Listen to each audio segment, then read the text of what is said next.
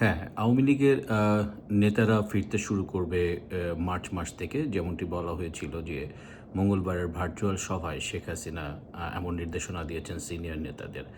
তবে যেটি একটি বিস্ময়কর তথ্য, সেটি হচ্ছে এটা এভাবেই বলা যাবে যে, সবাই ফিরলেও শেখ হাসিনা কিন্তু সহসাই দেশে ফিরছে না। অন্ততপক্ষে চলতি বছর নয়। এমন তথ্য নিশ্চিত করে বলেছে আ শেখ হাসিনার সাথে সংশ্লিষ্ট একাধিক সূত্র। কারণ হিসেবে যেটি জানানো হচ্ছে যে, শেখ হাসিনার বিরুদ্ধে অলরেডি একটি আইসিটি ট্রাইব্যুনালের রায় রয়েছে এবং যেটি সরকার ইঙ্গিত করছে যে বিডিআর হত্যাকাণ্ডে তার নাম তার আওয়ামী লীগের কেন্দ্রীয় নেতাদের নামেও একটি মামলা আসবে। যদিও সেটি বিএনপি সরকার নতুন কোনো কমিশন না করলেও আগের যেই রিপোর্ট, সেই রিপোর্টের আলোকে এমন একটি ইঙ্গিত রাখা হয়েছে।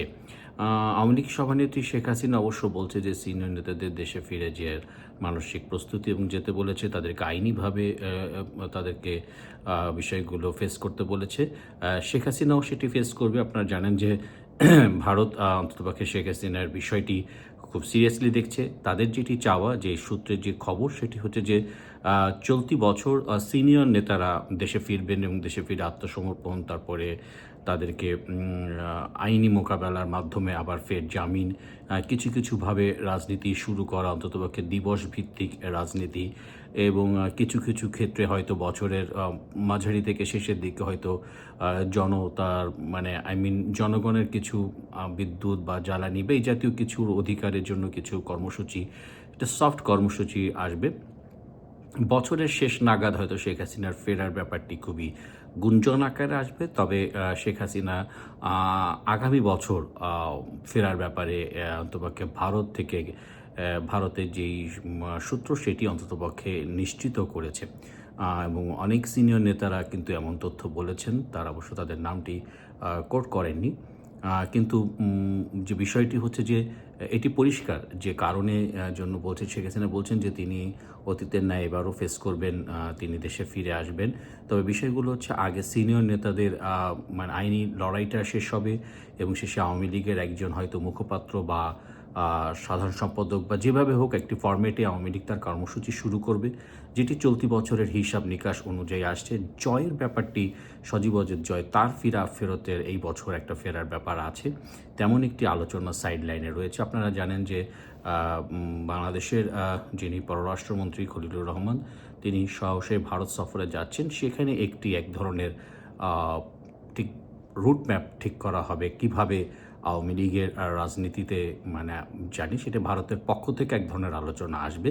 যদিও বাতাসে অনেক গুঞ্জন যে তারেক রহমানের সাথে শেখ হাসিনার বৈঠক হতে পারে ভার্চুয়ালি, অথবা তারেক রহমানের সাথে সজীব ওয়াজেদ জয়ের বৈঠক, এর অবশ্য কোনো সত্যতা পাওয়া যায়নি। বিষয়টি গুঞ্জন আকারেই রয়েছে।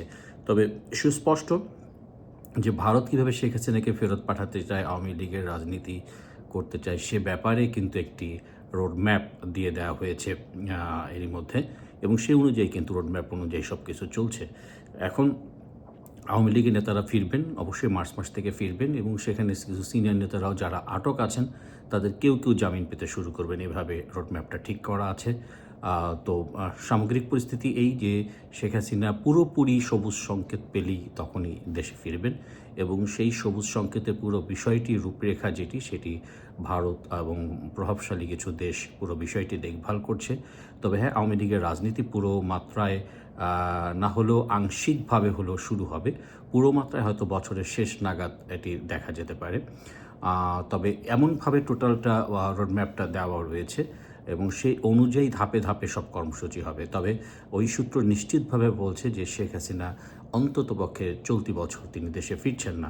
আরেকটি ব্যাপার তারা বলেছেন যে, তাদের কাছে যে খবর, সেটি হচ্ছে তারেক রহমানকে যেভাবে আওয়ামী লীগ ১৬-১৭ বছর আসলে ২১ আগস্ট গ্রেনেড হামলা মামলা সহ বিভিন্ন মামলায় তাকে রেখে এক ধরনের তার আসার ব্যাপারে প্রতিবন্ধকতা করেছিল, বিএনপি সরকারও অন্ততপক্ষে সেই ব্যাপারটি, তার সামনে বিডিআর হত্যাকাণ্ড রয়েছে, অন্য কিছু রয়েছে, যেটির আসলে দায় বিএনপি সরকার নেবেন, আইনের ধারাবাহিকতা অনুযায়ী যাবে এবং যেটি মূলত ডক্টর ইউনূসের সরকারের সময় সেটি করা ছিল।